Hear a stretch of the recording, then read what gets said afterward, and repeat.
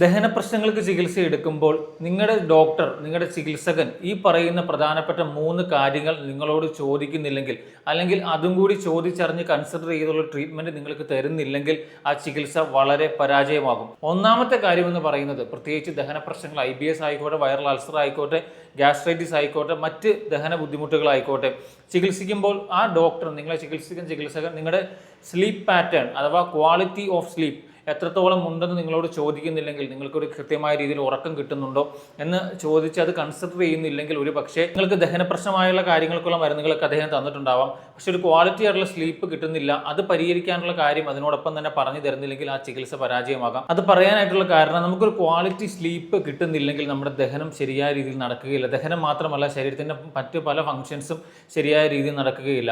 അതുകൊണ്ട് തന്നെ ദഹന പ്രശ്നങ്ങൾ ഉണ്ടെങ്കിൽ ഉറക്ക ഗുളിക തരണം എന്നൊന്നുമല്ല ഈ പറയുന്നത്. പക്ഷേ ഒരു ക്വാളിറ്റി ആയിട്ടുള്ള സ്ലീപ്പ്, നിങ്ങളുടെ ദഹന പ്രശ്നങ്ങളോടൊപ്പം തന്നെ ഒരു ക്വാളിറ്റി സ്ലീപ്പ് നിങ്ങൾ കിട്ടുന്നില്ല, ഉറക്കക്കുറവുണ്ടെങ്കിൽ അത് പരിഹരിക്കാനായിട്ടുള്ള മാർഗ്ഗങ്ങളും ഈ പറയുന്ന ചികിത്സകൻ നിങ്ങളെ നിർദ്ദേശിക്കേണ്ടതാണ്.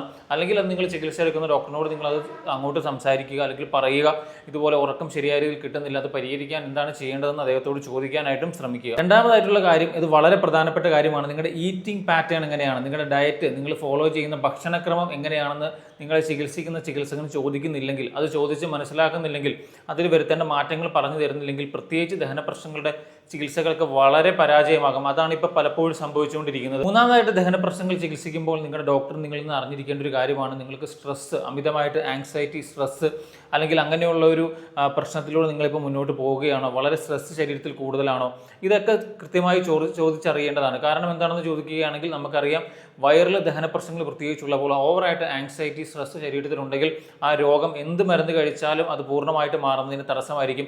അതുകൊണ്ട് തന്നെ ഓവറായിട്ട് സ്ട്രെസ്സ്, ആങ്സൈറ്റി ഉണ്ടെങ്കിൽ അത് കുറയ്ക്കാനായിട്ടുള്ള മെഷേഴ്സ്, കാര്യങ്ങൾ രോഗിക്ക് പറഞ്ഞു കൊടുക്കേണ്ടതാണ്.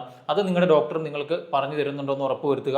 അതുകൊണ്ട് തന്നെ ഞാൻ ഈ പറഞ്ഞ 3 പ്രധാനപ്പെട്ട കാര്യങ്ങൾ, ഒന്ന് ഈറ്റിംഗ് പാറ്റേൺ, രണ്ടാമതായിട്ടുള്ളത് സ്ലീപ്പിംഗ് പാറ്റേൺ, മൂന്നാമതായിട്ടുള്ളത് സ്ട്രെസ് ലെവൽ, ഈ 3 കാര്യങ്ങളും കൃത്യമായി ചോദിച്ചറിയുന്ന ചികിത്സാ ശാഖകളിലേക്ക് നിങ്ങൾ പോകാനായിട്ട്, ട്രീറ്റ്മെൻറ്റ് എടുക്കാനായിട്ട് ശ്രമിക്കുക. അതിന് പകരം കുറേ മരുന്ന് എഴുതി തരികയും കൃത്യമായി ഇങ്ങനെയുള്ള കാര്യങ്ങൾ ചോദിച്ചറിയാണ്ട് ബ്ലൈൻഡ്ലി ട്രീറ്റ് ചെയ്യുന്ന ഒരു ട്രീറ്റ്മെൻറ്റ് പ്രോട്ടോക്കോളിലേക്ക് അല്ലെങ്കിൽ ചികിത്സാ രീതിയിലേക്ക് പോയാൽ നിങ്ങൾ ആഗ്രഹിച്ച റിസൾട്ട് നിങ്ങൾക്ക് കിട്ടണമെന്നില്ല.